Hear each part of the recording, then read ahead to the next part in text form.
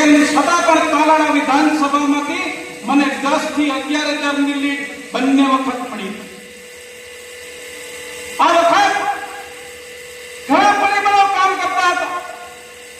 ઘણા લોકો એવું વિચારતા હતા કે કંઈ પણ થશે, જુનાગઢ લોકસભાની સીટ ભારતીય જનતા પાર્ટી હારી જશે. કારણ કે જ્ઞાતિઓના સમીકરણો 10 વર્ષમાં જે ન થયેલા કામો, જે મેં નથી કર્યા એ કામો પણ મારા ખાતે ચડાવી અને વાતાવરણ ઊભું થયું. અને એ વાતાવરણના આધારે આ જુનાગઢ લોકસભા જવાની છે એવું વાતાવરણ ઊભું કર્યું.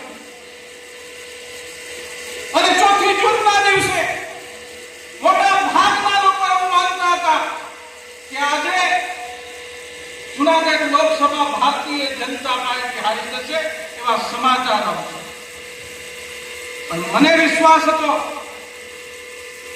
કે 10 વર્ષમાં જુનાગઢ અને ગીર સોમનાથની જનતાને ક્યારેય પણ મેં અંતરાત્માથી જો મેં અન્યાય કર્યો હોય તો ભગવાન સોમનાથ અને મા ભવાની મને ક્યારેય માફ નહીં કરે.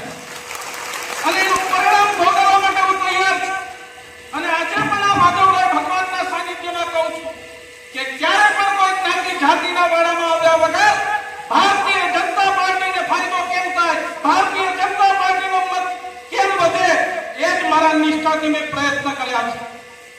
અને અહીંયા ભગવાન બારીને એટલા માટે મારા અભિનંદન આપવા છે કે આહિર સમાજના ઉમેદવાર હતા.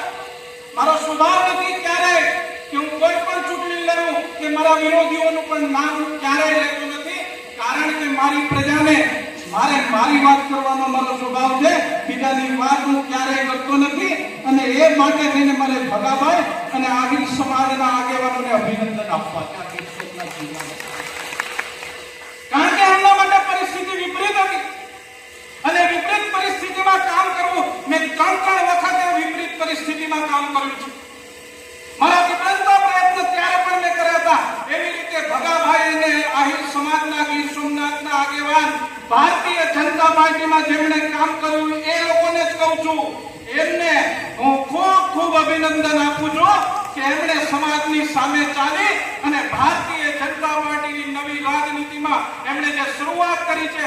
હું પણ મારા સમાજ વતી ખાતરી આપું છું કે તમારામાંથી પ્રેરણા લઈને આવનારા સમયમાં મારો સમાજ પણ એ રાજનીતિમાં આવશે. હું તમને આ મંચ પરથી ખાતરી આપું. મેં કીધું કે 10 વર્ષમાં મેં આ વિસ્તારમાં નાના મોટા પ્રયત્નો કર્યા. અને મારે જ્ઞાતિવાદ કરવો હોય તો હું તમને આ મંચ ઉપરથી કહું કે તમે આ સરકારી કચેરીઓમાં થોડી સમાજના કેટલા અધિકારીઓ છે, અન્ય સમાજના કેટલા અધિકારીઓ છે એ લિસ્ટ લઈ લેજો. જો મેં એ રાજનીતિ કરી હોત તો થોડી સમાજના અહીંયા અધિકારીઓ વધારે હોત. પણ મેં ક્યારેય એ રાજનીતિ કરી નથી. અને મારી ઓફિસે કોઈ પણ સમાજનો કર્મચારી આવ્યો હોય એને કોઈ પણ આગેવાનની ભલામણની જરૂર નથી. મારે ઓફિસેથી એમને પત્ર મળી જાય અને એમની બદલી ગીર સોમનાથ જિલ્લામાં થઈ જાય. મારે ફોન કરવાની પણ જરૂર ના પડે. મારા પત્રની તાકાત એટલી છે કે એમને પોતાના વિસ્તારમાં આવવું હોય તો મારા પત્રથી આવી શકે. આવા અનેક કામો આ વિસ્તારના લોકોના માટે કર્યા. પણ મને જ્યારે ત્રીજી વખત આ વિસ્તારની સેવા કરવાની તક મળી, આ 10 વર્ષમાં તમને જે કોઈ પણ ખાટા ઓડકાર આવ્યા હોય એ એક પણ ખાટો ઓડકાર આવનારા સમયમાં નહીં આવવા દો. ભગવાન માધવરાયની સાક્ષીએ કહું.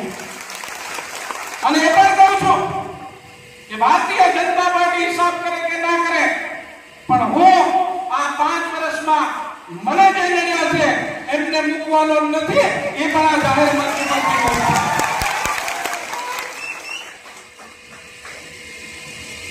આ 5 વર્ષ આ ગીર સોમનાથ જિલ્લાની રાજનીતિમાં આવનારા સમયમાં આપણે સૌને સાથે મળી અને ભારતીય જનતા પાર્ટીનો કાર્યકર્તા કે જેમણે 45 ડિગ્રી તાપમાં અનેક સમીકરણોની વચ્ચે અને લોકોની વચ્ચે જાય, પોતાના સમાજની સામે પણ જાય અને જેમણે મારા માટે કામ કર્યું છે એ તમામ કાર્યકર્તાઓનો ફરી એક વખત અને હું આપ સૌનો આભાર માનું છું. આપ સૌએ મારું સન્માન કર્યું એ બદલ આપ સૌનો ખૂબ ખૂબ આભાર. ભારત માતા કી જય.